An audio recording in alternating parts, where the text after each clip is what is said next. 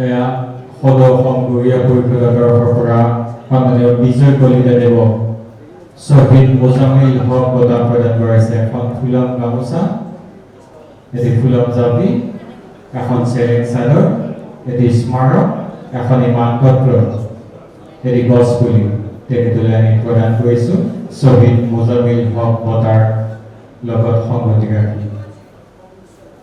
আমি তেখেতৰ পৰা একেদৰে সহায় সহযোগিতা লাভ কৰিব পাৰিম বুলি আমি আশাবাদী অনাগত সময়খিনি। সেউজ ধৰণীৰ লক্ষ্যৰে এটি গছপুলি,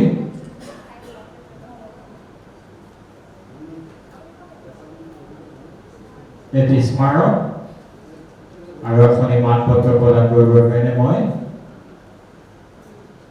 আহ্বান জনাইছোঁ। সন্মানীয় শ্বাহ আলম ডাঙৰীয়া এয়া বঁটা গ্ৰহণ কৰি আছে। শ্বহীদ হৈছিলে মোজামিল হক, শ্বহীদ মোজামিল হক, আৰু তেখেতৰ নামতে আমি এটি বঁটা প্ৰদান কৰিছোঁ শ্বহীদ মোজামিল হক বঁটা। আৰু এই বঁটাটি এই বৰ্ষত আমি প্ৰদান কৰিবৰ কাৰণে আগবাঢ়িছোঁ। সময়জ্যোতি সভাক জ্যেষ্ঠ সাংবাদিক প্ৰাগ নিউজ তেখেতক বঁটা প্ৰদান কৰিছে মুখ্য উপদেষ্টা সন্মানীয় তবিবুৰ ৰহমান ডাঙৰীয়া দেৱে।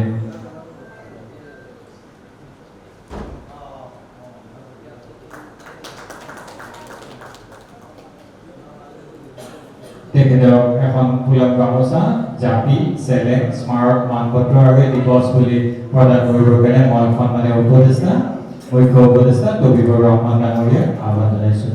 সহযোগিতা আগবঢ়াইছে সন্মানীয় খাইৰুল ইছলাম ডাঙৰীয়া, সভাপতি সদৌ অসম গৰীয়া পৰিষদ। জিনা বেগম চেলেং চাদৰ প্ৰদান কৰিব।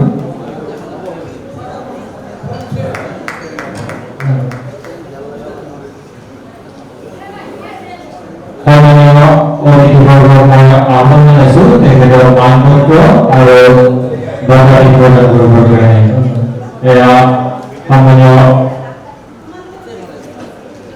সভাপতি সম্পাদক উপদেষ্টাৰ পক্ষে তেখেতলৈ আহ্বান জনাইছোঁ বঁটাটি প্ৰদান কৰিবৰ কাৰণে। এয়া খাইৰুল ইছলাম ডাঙৰীয়াৰ পক্ষে সকলোকে আহ্বান জনাইছোঁ এয়া বঁটাটি প্ৰদান কৰিবৰ কাৰণে। এটি ফুলাম জাপি, স্মাৰক, এখন ফুলাম গামোচা আৰু এখন চেলেং চাদৰ তেখেতৰ। সদৌ অসম গৰীয়া পৰিষদ গৰীয়া জনগোষ্ঠীৰ এটা বৃহৎ সংগঠন। এই সংগঠনৰ নেতৃত্ব আমি লৈ আছোঁ। আমাৰ বয়সস্থ ব্যক্তিসকল আছে, সন্মানীয় ব্যক্তিসকল আছে, আই মাতৃসকল আছে, যুৱ প্ৰজন্মৰ বন্ধুসকলো আমাৰ লগত আছে। সকলোৱে মিলি সদৌ অসম গৰীয়া পৰিষদৰ নেতৃত্বত অসমৰ ইমূৰ পৰা সিমূৰলৈকে আমি সংগঠনৰ কাম কাজ চলাই আছোঁ। এই কাৰ্যসূচীটো ঘোষণা 2 তাৰিখৰ কাৰ্যসূচীটো বহুত দিন আগৰ পৰাই হৈছিলেই, কিন্তু আমি কাৰ্যসূচীটো বহুত ডাঙৰ কৰাৰ কথা আছিলে, শংকৰদেৱ কলাক্ষেত্ৰত কৰাৰ কথা আছিলে। কিন্তু যি বানপানী আহি পালে আমাৰ মনত সেই উৎসাহ নাইকিয়া হৈ গ'ল। কিন্তু সভাখন আমি সৰুকৈ কৰিম বুলি এই তাৰিখটোতেই আজি ইয়াত কৰিবলৈ মনস্থ কৰিলোঁ। যিহেতু আমাৰ এতিয়া সভা কৰাৰ মানসিকতা নাই, যিহেতু আমাৰ নিজৰ ভাই ককাই, ভাই ভনী, আই মাতৃসকল বানপানীত ককবকাই দিঘাৰা হৈ আছে। তেওঁসকলক আমি উদ্ধাৰ কৰিবৰ কাৰণে অসমৰ প্ৰতিটো স্তৰৰ মানুহে সহায় কৰিছে, কেন্দ্ৰীয় চৰকাৰে সহায় কৰিছে, ৰাজ্য চৰকাৰে সহায় কৰিছে। তাৰ মাজত আমি সদৌ অসম গৰীয়া পৰিষদৰ তৰফৰ পৰা আমি বানপীড়িত অঞ্চলত গৈ এটি 12জনীয়া দলে কিছু সাহায্য প্ৰদান কৰি আহিছোঁ। আজি আমাৰ কেন্দ্ৰীয় কমিটিৰ সন্মানীয় উপদেষ্টা ৰুণা লাইলা ডাঙৰীয়ানীৰ নেতৃত্বত 10খন গাড়ীৰে কিছু সামগ্ৰী লৈ যাব। 7 তাৰিখে আমি কেন্দ্ৰীয় কমিটি, কামৰূপ জিলা কমিটি, দৰং জিলা সমিতিৰ নেতৃত্বত আমি গৰীব মানুহ নহয়, দুখীয়া মানুহ নহয়, তাত আমাৰ নিষ্পেষিত মানুহ নহয়, তেওঁলোকৰ বানত ককবকাই যি অৱস্থা নাইকিয়া হৈছে, তেওঁলোকৰ ওচৰত আমি চামিল হ'বলৈ গৈ আমি ইচ্ছা কৰিছোঁ। আমি 8 তাৰিখে গৈ যিখিনি পাৰোঁ সহায় কৰিম। আশা কৰিছোঁ ভগৱানৰ আল্লাই তেওঁলোকক সোনকালে জাগাটো ভাল কৰি দিয়ক। চৰকাৰে বহুত কষ্ট কৰি আছে, ৰাইজে কষ্ট কৰিছে, দল সংগঠনে কষ্ট কৰি আছে। বিভিন্ন জাগাৰ পৰা বিভিন্ন ব্যক্তি, সন্মানীয় ব্যক্তিসকলে, আমি নাম বহুত ক'ব নোৱাৰোঁ, বহুত মানুহ আহিছে, বহুত শক্তিশালী মানুহ আহিছে, তেওঁলোকে আমাৰ সমাজখনক উদ্ধাৰ কৰিবৰ কাৰণে জঁপিয়াই পৰিছে। গৰীয়া জনগোষ্ঠীৰ বিভিন্ন সমস্যা আছে, বিভিন্ন সময়ত বিভিন্ন দাবী দিয়ে। আজি সন্মিলনখনত আচলতে 4গৰাকী আমি সাংবাদিক বন্ধুক আমি শ্বহীদ মোজামিল হকৰ নামত 3টা বঁটা ঘোষণা কৰিছোঁ। সেই ঘোষণা মতে আজি তেওঁলোকক ইয়াতে আমি সন্মান সহকাৰে বঁটা অৰ্পণ কৰিছোঁ, সন্মানীয় ব্যক্তিৰ হতুৱাই।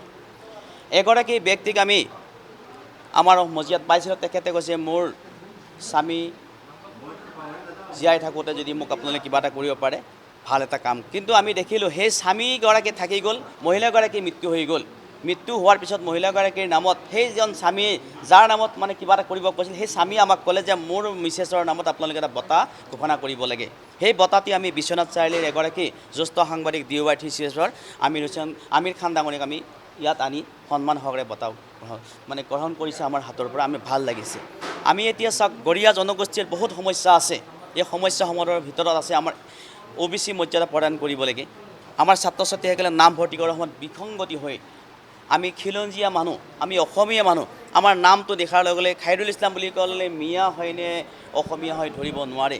আমাক স্বীকৃতি লাগে, আমাক এখন চাৰ্টিফিকেট লাগে। আমি বাৰ বাৰ কৈ আছোঁ মাননীয় মুখ্যমন্ত্ৰী মহোদয়, আমাক চাৰ্টিফিকেটখন দিলে আমি অন্ততঃ আমি খিলঞ্জীয়া অসমীয়া মানুহৰ প্ৰতিষ্ঠা আমি নিজে কৰিব পাৰিম। আমি মাননীয় মুখ্যমন্ত্ৰীক বাৰে বাৰে দাবী জনাই থকাৰ পিছতো তেখেতে আমাক যথেষ্টখিনি কৰিছে। আমি সেইখিনি কথাৰ কাৰণে আমি মাননীয় মুখ্যমন্ত্ৰীক ধন্যবাদ জনাইছোঁ। আৰু বাকী যিখিনি কাম আছে, শ্বহীদ মোজামিল হকৰ নামত এখন আমি মেডিকেল কলেজ আমি ইচ্ছাকৰ্তভাৱে কৰা নাই, মুখ্যমন্ত্ৰী মহোদয়ক অনুৰোধ কৰিছোঁ তেখেতে এখন মেডিকেল কলেজ শ্বহীদ মোজামিল হকৰ নামত নামকৰণ কৰিবৰ কাৰণে আমি সদৌ অসম গৰীয়া পৰিষদৰ তৰফৰ পৰা আমি আহ্বান জনাইছোঁ। প্ৰথমতে আপোনালোকৰ মাধ্যমেৰে আমি এটা কথা ক'ব বিচাৰিছোঁ যে উজনি অসমৰ যি বিধ্বংসী বানে ক্ষতিগ্ৰস্ত কৰিলে তেখেতসকলৰ লৈ আমি সমবেদনা জ্ঞাপন কৰিছোঁ। আৰু আগন্তুক দিনত আমাৰ কৈছে সভাপতি মহোদয়ে কিছুদিন আগত গৈছিল, আকৌ যাব এটা দল, আৰু আমিও প্ৰস্তুতি চলাইছোঁ তাত যাবৰ কাৰণে। কিন্তু আজিৰ উদ্দেশ্য লক্ষ্যটো আছিলে এনেকুৱা ধৰণৰ যে গৰীয়া জনগোষ্ঠীৰ উত্তৰণৰ ক্ষেত্ৰত এখন সন্মিলন হৈছিল।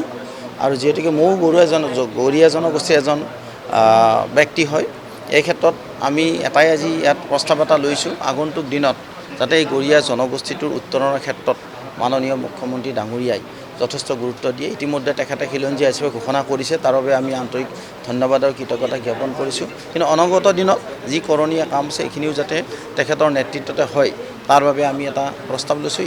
অনতিপলমে আমি তেখেতসকলক সদৌ অসম গৰীয়া পৰিষদৰ জৰিয়তে এখন স্মাৰকপত্ৰ প্ৰদান কৰিম। তাত আমাৰ কিছু দাবী থাকিব, সেই দাবী সম্বলিত এখন স্মাৰকপত্ৰ তেখেতক প্ৰদান কৰিম। কিন্তু অহা 2-3 দিনৰ ভিতৰত আমি জিলা আয়ুক্তৰ জৰিয়তে এই স্মাৰকপত্ৰ প্ৰদান কৰিম। যিহেতুকে বৰ্তমান অসমৰ পৰিস্থিতি খুব বেয়া হৈ আছে, সেই সাক্ষাৎকাৰ কৰাত অলপ অসুবিধা। কিন্তু আপোনালোকৰ মাধ্যমৰ জৰিয়তে খালি এটা কথাই ক'ম, আপোনালোকৰো দায়িত্ব এটা আছে, গৰীয়া জনগোষ্ঠীটোৰ যাতে আপোনালোকে প্ৰচাৰ আৰু প্ৰসাৰ কৰে। এই জনগোষ্ঠীটো যাতে অসমীয়াৰ লগত এটা একাকাৰ হৈ আমি কাম কৰিব পাৰোঁ, এই ক্ষেত্ৰত আপোনালোকৰ কিন্তু সাংবাদিক সকলোৰ এটা দায়িত্ব আছে বুলি মই ভাবোঁ। আৰু নিশ্চিত আপোনালোকে কাম কৰিছে, অনাগত দিনতো কাম কৰিব।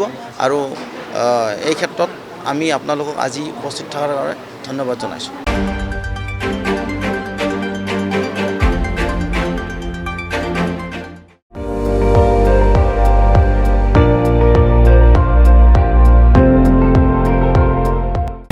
আপুনি চাই আছে ND24, সৰ্বশ্ৰেষ্ঠ নহয় সৰ্বোত্তমৰ দৌৰত।